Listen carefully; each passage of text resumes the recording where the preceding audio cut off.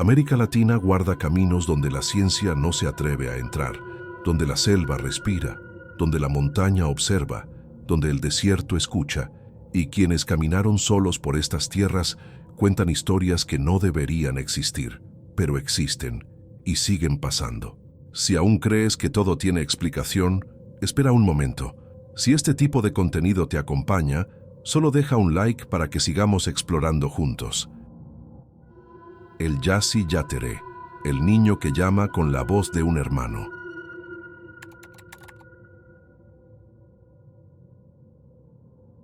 En los bosques que se extienden entre Paraguay y el norte argentino, hay senderos que no aparecen en ningún mapa, caminos que solo se revelan a quienes no deberían verlos. Los guaraníes cuentan que el bosque tiene guardián, o guardiancito, el Yassi Yateré, un niño pequeño, de piel clara, cabello dorado como maíz bajo el sol, descalzo, siempre descalzo. Aparece entre los árboles cuando el mediodía es tan silencioso que uno puede escuchar su propio corazón. Pero no se acerca, no corre, no ríe, llama, con la voz de alguien que uno ama. La historia que vas a escuchar nos llegó desde un pequeño caserío donde el bosque parece respirar todo el tiempo. Allí vive Eunice, una mujer de manos fuertes y mirada dulce, que aún baja los ojos cuando menciona lo que pasó. Su hijo menor, Matías, tenía 8 años, un niño tranquilo de esos que caminan detrás de la madre sin hacer ruido. Una tarde, mientras Eunice lavaba ropa cerca del arroyo, escuchó la voz de su otro hijo mayor, Tomás, llamando a Matías desde el bosque. «Vení, Matías. Encontré algo». El tono era perfecto, la cadencia, el acento, la respiración entre palabra y palabra. Matías se levantó y caminó hacia los árboles sin dudar, pero Tomás no estaba allí. Tomás estaba en la casa, a más de 2 kilómetros. Eunice lo entendió demasiado tarde. Corrió detrás del niño. La tierra estaba tibia, las hojas húmedas, y el aire tenía ese olor a fruta fermentada que anuncia tormenta cercana. Matías avanzaba como si no escuchara nada, ni los gritos de su madre, ni el crujido de ramas, ni el propio bosque temblando en silencio. Cuando Eunice lo alcanzó, sintió una presencia. No vio primero al niño rubio, lo sintió, como si alguien observaba desde todos los árboles al mismo tiempo, y allí estaba, pequeño, desnudo de pies, cabello como luz de luna sobre agua, sonriendo, pero no de alegría, de conocimiento, como si supiera cosas que ningún humano debería saber. Eunice tomó a su hijo, lo abrazó fuerte, lo levantó del suelo. El Yassi Yateré no la tocó, no habló, solo silbó. Un silbido suave, dulce, como canción de cuna, pero sin alma. Entonces, el bosque cambió, las hojas dejaron de moverse, los pájaros callaron, el viento se detuvo. Fue como si la selva contuviera la respiración. Eunice retrocedió sin soltar a Matías. No corrió, no gritó, porque los ancianos dicen, si corres, él corre. Si lloras, él ríe. Si lo miras demasiado, te sigue para siempre. Ella solo caminó de vuelta al caserío, despacio, con el corazón golpeando como tambor. Cuando miró atrás, el niño rubio ya no estaba.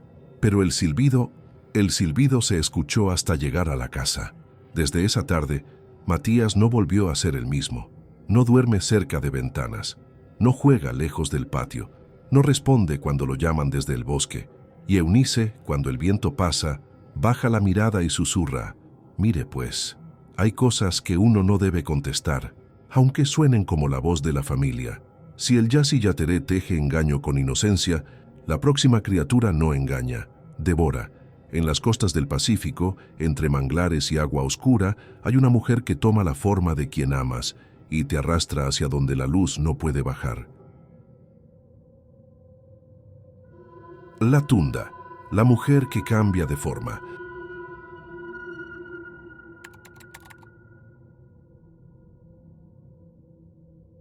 En la costa pacífica, donde el río se mezcla con mar y la selva nace del agua, hay noches en las que el silencio pesa. No es un silencio tranquilo, es un silencio que observa. Los pescadores dicen que cuando la marea sube demasiado rápido, cuando los mangles parecen cerrarse como dedos, cuando el viento huele a fruta podrida, la tunda está cerca. La tunda es una mujer, o algo que fue mujer alguna vez, que toma la forma de la persona que más amas. Una madre, una hermana, un hijo, un amor. Habla como esa persona, mira como esa persona, respira como esa persona, pero hay algo que la delata, algo que nadie nota al principio. Un pie es de carne, el otro es de tronco, como palo viejo, húmedo, cubierto de musgo. ¿Quién la sigue? No vuelve igual. Sí vuelve. La historia que escucharás viene de Tumaco, contada por Fabián, pescador de piel morena y manos llenas de sal. Él habla despacio, como quien aprendió que la selva escucha más de lo que debería. Su hermano, Samuel, desapareció en 2019. No fue de golpe, no fue de violencia, no fue un accidente. Simplemente se fue detrás de alguien que llamó su nombre. Una noche el río estaba quieto, demasiado quieto. Ni ranas, ni chicharras, ni brisa. Samuel estaba sentado frente a la casa, viendo la oscuridad, y entonces escuchó la voz de su hija pequeña. «Papá, ven». Pero su hija estaba dormida adentro. Samuel no dudó. Se levantó, siguió la voz y entró en los manglares. Fabián lo vio alejarse. Lo llamó. No respondió. El sonido del agua golpeando las raíces era lo único que acompañaba sus pasos. Pasaron 3 días. La familia lo buscó río arriba, río abajo. Nada. Hasta que una madrugada, cuando la marea subía con olor a lodo, Fabián escuchó pasos afuera de la casa. No eran pasos humanos, eran pasos suaves como barro mojado deslizándose. Sacó una linterna. Allí estaba Samuel, o lo que quedaba de él. Su piel estaba pálida, como si el río hubiera bebido su sangre. Su mirada estaba perdida, como si hubiera visto algo que su mente no pudo sostener. Sonreía, pero una sonrisa rígida, vacía, sin emoción, y detrás de él una mujer, alta, cabello largo y húmedo, como algas, ropa hecha de hojas negras. El rostro era hermoso, pero no era humano, era demasiado perfecto, demasiado quieto. Ella miró a Fabián. No habló, no respiraba, solo levantó lentamente su pie izquierdo, y ahí estaba. No era pie, era tronco, viejo, hinchado por el río, cubierto de raíz viva. Fabián sintió que el corazón dejó de moverse. Samuel dio un paso hacia él. «Hermano, vení». La voz sonaba igual, exacta, pero algo estaba roto por dentro. Fabián no se acercó, no gritó, no corrió. Recordó lo que dicen los abuelos: si le hablas, te lleva. Si la miras a los ojos, te sigue. Si la tocas, ya no sos vos. Cerró la puerta, se quedó quieto, esperó el amanecer. Cuando el sol salió, Samuel ya no estaba, nunca volvió. Desde entonces dicen que la tunda no mata, deshace, quita el nombre, quita la memoria, quita la voluntad. Quien vuelve del monte ya no recuerda el camino, ni quién era, ni a quién amaba. Solo queda el silencio detrás de los ojos. Si la tunda roba identidad, el siguiente roba el cuerpo. En las montañas frías del Perú hay un hombre que camina con los bolsillos vacíos, pero con un cuchillo muy afilado. El Pixtaco, el hombre que cosecha grasa humana.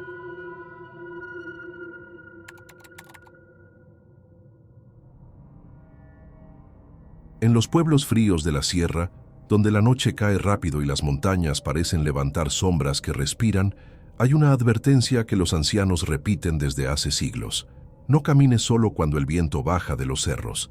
Hay alguien que busca cuerpos tibios. Ese alguien es el Pixtaco, un hombre alto, delgado, de ropa oscura y pasos silenciosos.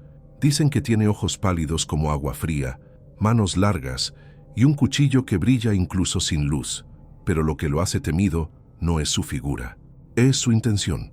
El Pixtaco no mata por furia, no hiere por placer, no persigue por odio.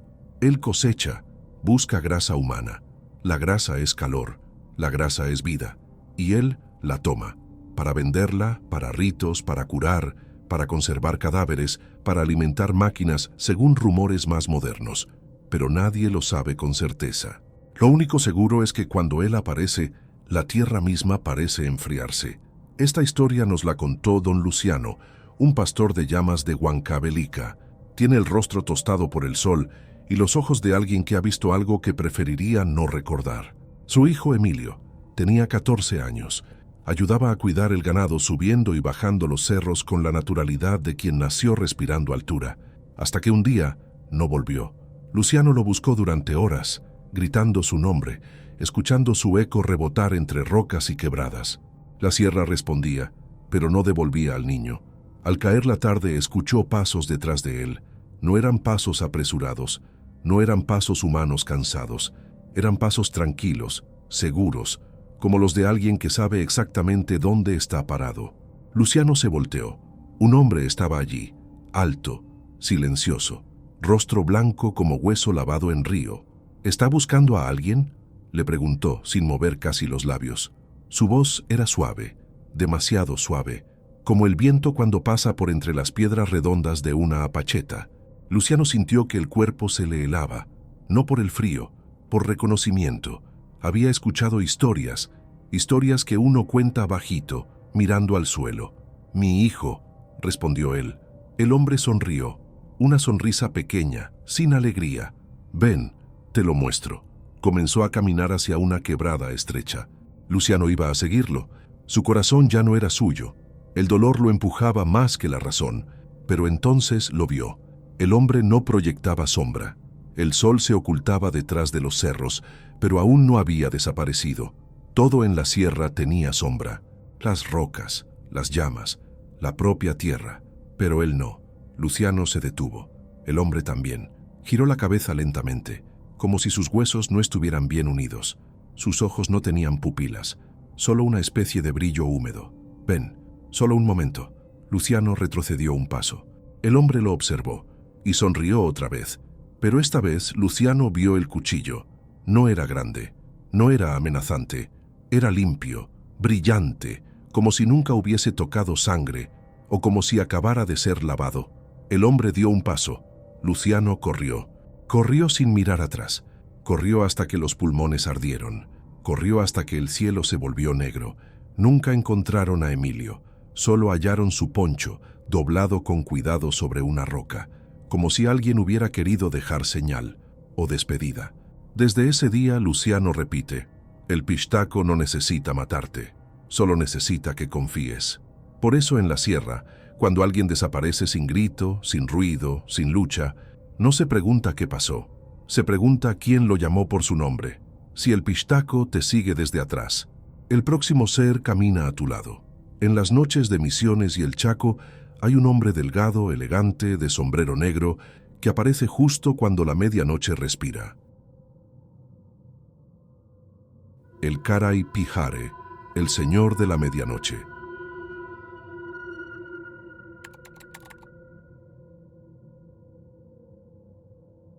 En Misiones, cuando la noche se vuelve tan negra que parece no tener fondo, la gente dice que no se debe caminar solo, no porque haya animales, ni ladrones, ni sombras imaginadas, sino porque él sale a recorrer los caminos.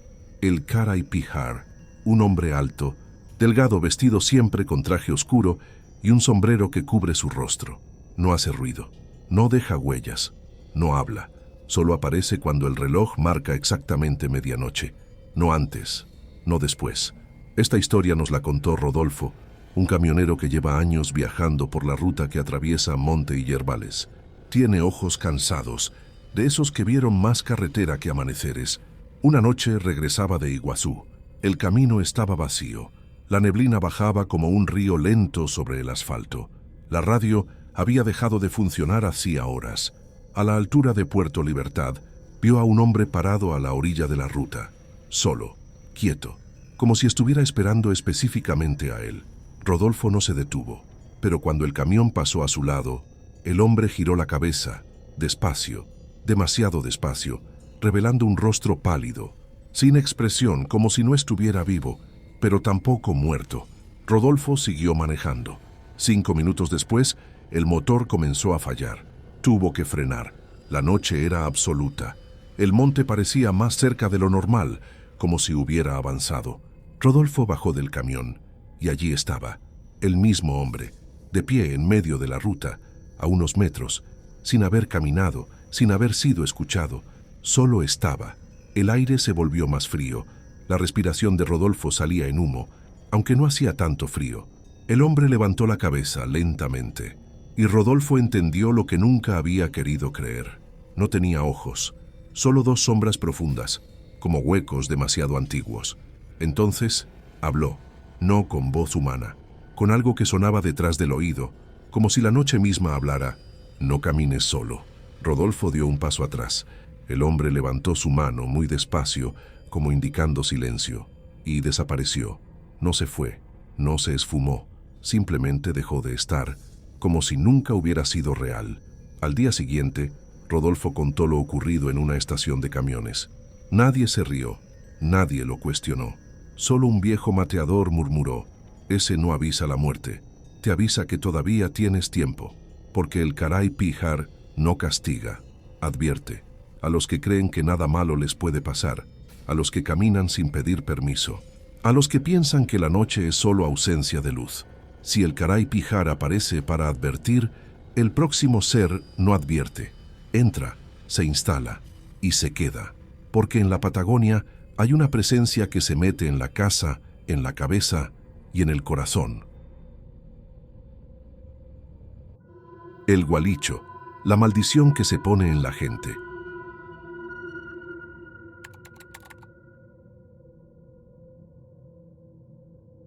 En la Patagonia, la soledad no es un silencio, es una presencia.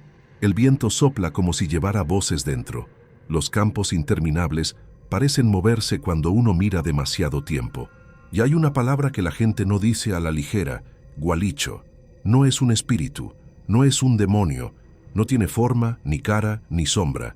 Es una voluntad, algo que se pega a la persona, que entra sin permiso, que la acompaña donde vaya. Los mapuches dicen que el Gualicho nace del desequilibrio del corazón, la envidia, el rencor, el amor que se vuelve dolor. Una vez que se instala, no se lo ve, pero se lo siente.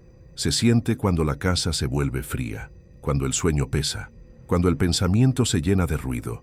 La historia más dolorosa nos la contó don Esteban, criador de ovejas de la zona de Junín de los Andes, un hombre de voz grave, manos grandes y mirada cansada.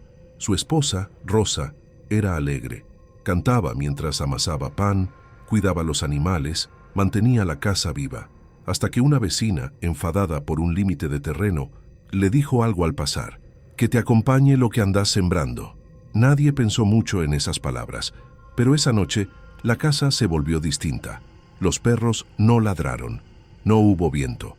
El silencio estaba duro, pesado. Rosa empezó a despertarse sobresaltada. Decía que alguien la observaba desde la puerta, pero cuando Esteban miraba no había nada, nada visible. Con los días, Rosa dejó de cantar, dejó de reír, dejó de hablar. Su mirada se volvió distante, como si escuchara algo que nadie más podía oír. Un día, Esteban la encontró parada en el campo, mirando hacia el horizonte vacío. ¿Qué mirase?, le preguntó. Rosa respondió sin girar la cabeza: él me llama. Esteban sintió que el pecho se le cerraba. ¿Quién? Ella levantó una mano, señalando la nada. El que se sentó en mi corazón. Sus palabras eran suaves, tristes, como si ya no le pertenecieran. Los curanderos dicen que el Gualicho no se expulsa, solo se cambia de dueño. Por eso, cuando alguien cargado de Gualicho entra a una casa, el aire se pone pesado. Las miradas se vuelven duras. El sueño no descansa. No porque el espíritu camine, sino porque vive dentro. Esteban llevó a Rosa a un machi, sanador.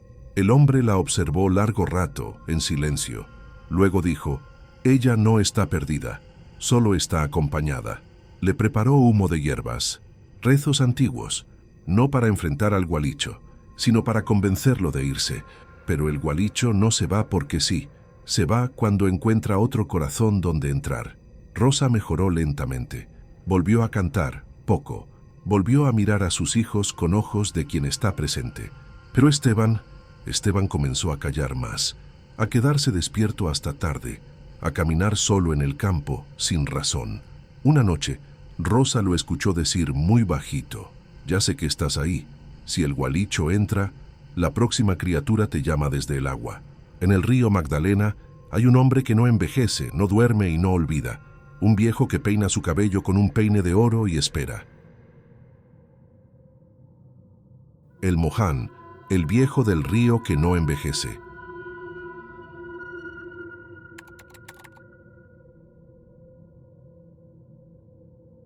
En las riberas del Magdalena, donde el agua nunca se detiene y el aire huele a barro tibio, hay un nombre que los pescadores dicen bajito, sin mirarse entre ellos: el Moján. No es mito para ellos, no es cuento para asustar niños, es alguien, un hombre, o lo que queda de uno, con cabello largo, oscuro, enredado como algas, la barba espesa, los ojos brillantes como agua reflejando luna. Su piel es vieja, pero no frágil, vieja como piedra de río, pulida por el tiempo. Dicen que vive debajo del agua, en cuevas profundas donde la luz no entra.